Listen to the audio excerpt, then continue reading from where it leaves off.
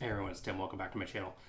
Today I have another book review for you. It's going to be a little different than normal. Typically I try to do book reviews for independent authors, but today I have a book review for a very mainstream author, but a fairly unknown book from that author. So today we're going to be talking about John Scalzi. He's one of the kind of biggest and best science fiction authors around today. You might know him from books like Red Shirts, the latest series that's come out, The Collapsing Empire, the Independence series, or my favorite, which really got me involved, The Old Man's War, which I might have read a couple of the sequels. So that brings us to his book, The Dispatcher. So I admittedly have never really heard of this book. I knew in passing that he had written a sort of detective series off to the side. I believe there's two now.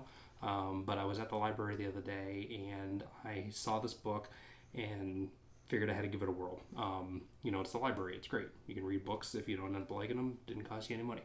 And that's why I brought this one home. But I knew that I've read enough from him that I was going to love it, or at least finish the book and enjoy it. I have plenty in my to-be read pile that I started and just never really wrapped up. So this one, if you like his science fiction, this is sort of a paranormal twist with not really a sci-fi feel. It takes place here in modern-day America, Chicago to be specific, and it follows a detective, Nona Langdon, and a dispatcher named Tony Valdez. And he works for a group called The Agency.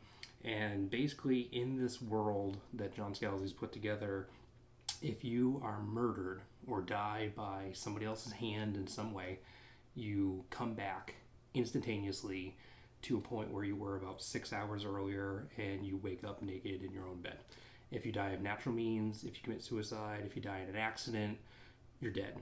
But if you're murdered, then you come back. And it starts happening, it freaks everybody out, nobody really knows how it's happening, but what they do know is that it becomes basically a way that you can save people and give them another chance at life, and that's what the dispatchers do. So what ends up happening is one of his colleagues, Jimmy, ends up disappearing, and they know that it's some kind of nefarious means. So Detective Langdon brings in Tony, and they work together over the course of what feels like a couple days, and they work to find Jimmy.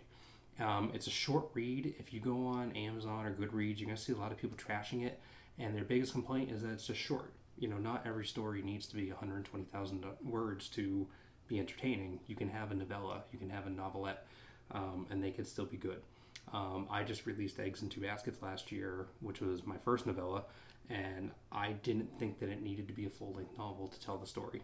It ended up being about 40,000 words, and that's what it needed to be.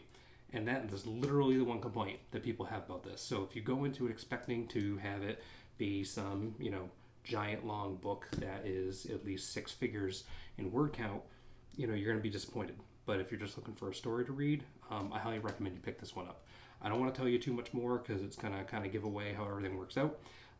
But if you like detective mysteries and you like paranormal twists to real world, actions and real world science, but with obviously a twist, I think you're going to enjoy it. So either go down to your local library, pick up a copy, or head over to your local bookseller and pick up a copy. I think you'll enjoy it.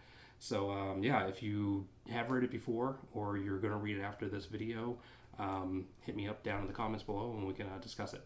So that's all I got for you today. Hope you guys have a good night. I'll talk to you later. Thanks. Bye.